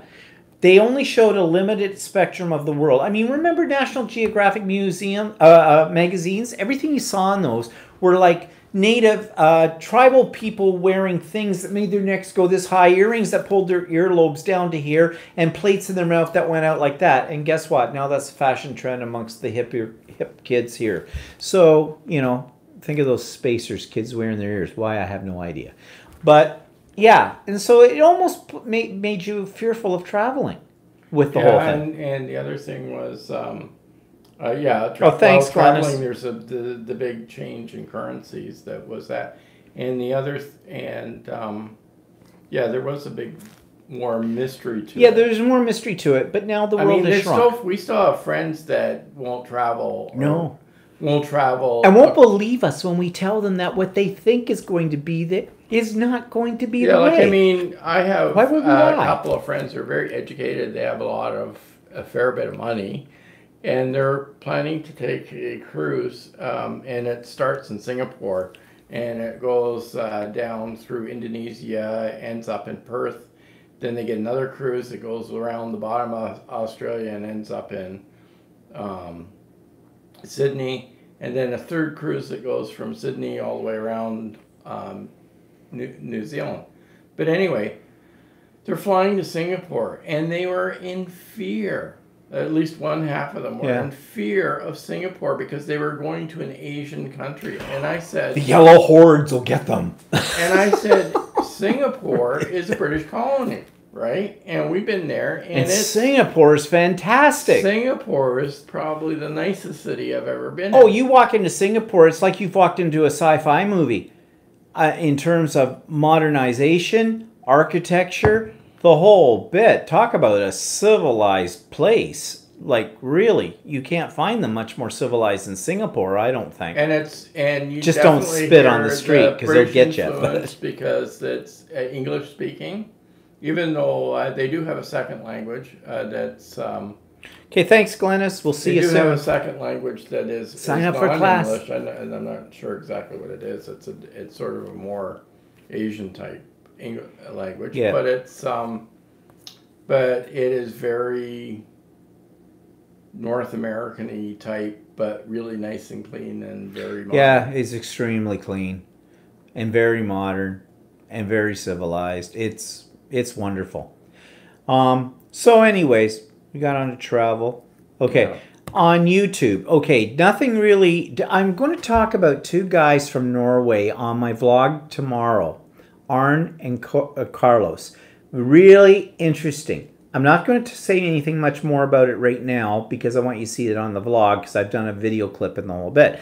However, okay, this is going to sound really nasty of me because, you know, when I review YouTube channels, I only say positive things. I never put up things that are negative. And this isn't necessarily completely negative, but I just want to talk about something that's made me think about. There is a lady on YouTube named Darlene Michaud. Now, I actually reviewed her website on my vlog several weeks ago. She does sort of sewing, quilting, and whatnot, but she does a whole bunch of them from her car. This lady, I'm sure, is very nice, but she has some issues. And why I'm bringing this up has nothing to do really with her, except what she represents. I have noticed that the way you get a lot of views on YouTube is you have to do something outrageous. Okay, newspapers are sold that way. Whatever's left of newspapers today. You know, news broadcasts on TV. If it bleeds, it leads. Okay, talked about that before. This woman, and I think some of this might be a persona. I don't know, because it's getting the views. She's nuts. Quite frankly, she's nuts. She sits in her car and she goes, okay, I wanted to go to this place to get some of their roast beef. I wanted some of their roast beef because, you know, it's the way I like it because it's red inside. I tell them when I order the roast beef, that's red inside. I only want this much of it cut. I don't want it cut when it goes to brown because I like the red. But then they cut me more from the other end because it's brown. And I don't want that. So now I don't know what I'm going to do. I'm sitting in the car. I need some roast beef. I want some roast beef. I'm out of roast beef. I picked up some bread for my mother at Walmart. They had it on sale. My mother, she likes this particular brand of bread. It's soft. But it was on sale. So I thought, I'll get her a couple of loaves of bread and that'll get her through the week because she likes her bread soft. But then I'm thinking, I want some of this roast beef. And they're just down the road from the Walmart. So I'm going to the Walmart. So I don't know. I'm sitting here in my car. Oh, there's someone in the car beside me looking at me and they must think I'm crazy. Think? Anyways, it goes on and on like this. And about her health problems and about everything else. 2.5 plus views of one video in under 24 hours. 2.5 meaning 2,500 people. That's right. And more. Most of her videos average over 3,500 views in a period of only a few days or a week. I think we're doing well when I get 110 views in a week on a vlog. So the thing is that I'm saying is, nothing about her, really. How do you go viral? Not that I'm trying to go viral, but you've got to be a nut job because people like to watch nut jobs. All right? That's what's going on. Ken's Creations. He's never had higher viewers except when he does his regular ones about, you know, creating with Chalk Couture. We've talked about this before, which I don't even watch him much anymore because all he is about Chalk Couture, which is a pyramid scheme for one thing. It's like selling Avon, or what's the other one? The one that you get a pink Cadillac out of? Mary Kay. A Mary Kay or something like that. He does these Kens from the car thing. He needs to change his medication. Seriously. Yet, he gets a lot of views. Now, what's that saying? You're popular because you're nuts. People want to see you be crazy. You know, you're not really delivering any information or even just chatting. Okay, are we delivering you information from this vlog right now or from this live broadcast that, you know, is a need to know and it's going to change your whole world? No, we're not. We might be a little crazy at things or whatnot, but that's, you know, the entertainment value. That's the way I look at it. But that's how people get these views. But these people are also making money from those views because they have advertising from it. And that's how they're getting it. I just got paid from Google a week ago. Took me 4 months, but I made $103.56 from my advertising that you probably see comes up on my vlogs and things like that you very quickly, you know, just get rid of. Probably the lowest paying job I've ever had. Yeah, really. I don't do it, and you know this, I don't do it for the money and the whole bit. But I'm thinking, these people are monetizing, they're getting these kind of views, they're making some major cash here just being an idiot. All right, I don't know where I'm going with this. So how much is Grandma Potty Mouth make? Oh, I don't know. She's a different story altogether, though. She's trying to make her career, I think, out of something, or had one. Okay, so we got here. Anita says it's shock value. I'm not into that. Yeah, exactly. And Brenda says, I've watched her. I agree with you. And Mel says, oh boy, you're rich. Yes. What will I do with that? Oh, it's already spent. I bought thread. Oh. Doesn't take much to blow $103, I can tell you that. But anyways, just saying that these things, the rhyme or reason to it, don't get it. So, whatever. Doesn't mean we're changing anything. Am I reading anything? Yeah, I am, but you've heard about it. I'm still reading it. Okay, very quickly, because we're way over time. What's cooking? Okay, you don't know about Walter's lasagna, but when I was cleaning my mother's stuff up, I found this. This is a cookbook. Backwards. Yeah, they'll be back for it. It says Cooking Favorites of Campbellford. The Ladies' Aid, St. Andrew's Presbyterian Church, Campbellford, Ontario. Oh. St. Andrew's Presbyterian. I thought it was the United Church. Okay, this changes things. I thought this was the church I was baptized in. I wasn't. I was baptized in the United Church. St. Andrew's Presbyterian is across the road. But anyways, my mother's had this book for years. It's falling apart. I'm going to recondition it. And I brought it home because there's just, see, it's all typewritered into it, and I think it was Gestetner, and I don't know if anybody knows what a Gestetner was, but it's basically the forerunner to a ditto machine, which is the forerunner to a thermofax, which is the forerunner to a photocopier. Anyways, that would take me forever to explain that. But it's really like, as an art journal stuff, it's got some like interesting stuff, like old ads for grocery stores, IGA. But this is a relative, H.A. MacArthur Electric. That's actually my great uncle. Ham. In there. Yeah, it looks like ham. Yeah, of course, you always like pick on people's initials.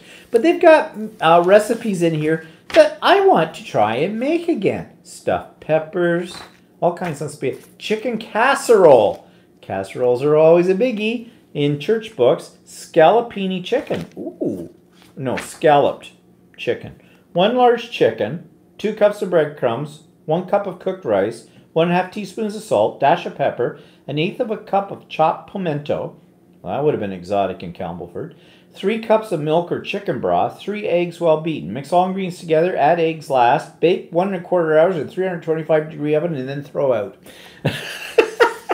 That's like roast chicken with a bunch of stuff. Yeah, whatever. Banana quick bread, and then there's banana bread, cherry bread, lemon loaf, coffee twists, filled donuts, continued marshmallow rolls, blueberry muffins, cherry chews, date cookies, date squares. Oh, that's good. I love date squares. Harvest macaroons. Marshmallow dream squares. You know what those are. I bet you there's Rice Krispies in those. Actually, there isn't. And they also have the names of the people who submitted them. This one was submitted by Mrs. Ward Alice. Mrs. Ward Alice. Ward is her husband's name. I mean, there's a blast from the past, you know. Mrs. George Rowe. Okay. Oh, yeah. You know, it's the husband's name. It's not their first name. Orange date bars. School day cookies. Pineapple squares. Thimble cookies. I mean, really, cornstarch cake. That sounds appetizing. Probably is good, you know? Because the reason I brought this home is because these are old ghetto recipes. Okay, the recipe of the week. We'll do recipe of the week. Do a recipe of the week out of this book, but I have to rebind it and because it's all falling apart. But I just couldn't throw that out, you know, because it's a blast from the past. Especially when I thought that was the church I was baptized in, but it's not. Mel says, sounds that your book is somewhere 50s or so. Oh yeah, it is. It's the 1950s. I wonder if they even put it in here. Acknowledgements. They don't have a year in it, but yeah, it would be in around the late 50s. Especially when they say Mrs. George something or another. It's definitely the late 50s. I know that. My mother's cooked out of that cookbook back when I was a kid for years out of it. That's why it's so beat up and stained. Well, maybe they have that famous corn souffle. Ooh, yuck. That's the grossest thing on the planet. Baked beans for 100. Baked beans for 100. That's what it says. Hash supper for 100. Cabbage salad for 175. Ham supper for 225. Turkey dinner for 250. Chicken shortcake for 120. Chicken, frozen peas, cranberry sauce, Bisquick, flake on corn mix, whatever that is, and 2 bunches of celery. Okay. Sounds like a keeper. There's a keeper. Yeah, I think so.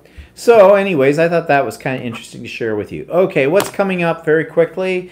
Next Saturday, I do my first sewing class, which is using my embroidery machine. Looking forward to that. Walter has his first class after that on the 18th, so you won't hear about that until not next week's video, or live, but the week after.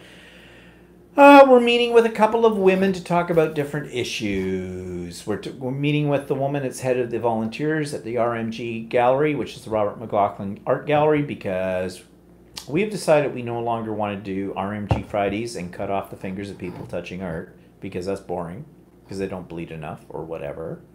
So we need to talk about other opportunities, especially I do, because Looks like last year they kind of got rid of us that were docets, which is the fancy word for educators, because of this new bitch. Did I say that out loud? I did. Who got hired to run this program and thinks it's absolutely marvelous. And am I bitter? Yeah, I am. So, see with that, and then to talk to the owner of Ultimate Sewing, because I think we kind of put ourselves in a position where, like, we thought she needed help with her technology because she said she needed help with her technology. But we've been examining her technology and going, you don't really need any help. You have this well under control. So we're going to talk to her a little bit more about that. And we have the RMG volunteer lunch next Sunday. We'll be on the same time next Sunday. We'll be home from that one. So that'll be fresh off the mill. We'll talk all about what's happening there with that. That's at the RMG at the Art Gallery. So that was this week. This went a little long. Mel says, following this name pattern, Walter should be Mr. Stephen Bland and vice versa. What makes you think he's not, Mel? Yeah, don't think so. We kept our names. We could have hyphenated our names when we got married. So, what would you prefer? Bland Vandergron or Vandergron Bland? The cat's name. Oh, someone asked earlier in the thing if we ever had any pets. Who was it that asked that one? I didn't want to talk about that because I cry. Because she's dead and gone. But our little baby Cleo, her full name was Cleo Margaret Vanderblanden. Yep. It's not on her tombstone because we don't know where she ended up, but that's another story. Anyways, been on too long. Oh, way over our time. 111 minutes. Holy crap. Okay, thanks everybody for joining us today, especially when we had to come on an hour later, and I know that's difficult for some of you that live in different time zones from our own, which is pretty much everybody. And oh, crafting with Marina. Oh, that's hi, Steven. Class this afternoon. This is one of the ladies that was new to my class. Hi, Walter. Hello. Leaving grocery store and driving home to chat, but want to let you know about class. Okay, great. Thanks, Marina, for tuning in for the end of the show. Okay, so we'll see everybody next week. Bye-bye. Have a good week. Don't forget my vlog tomorrow. And night-night.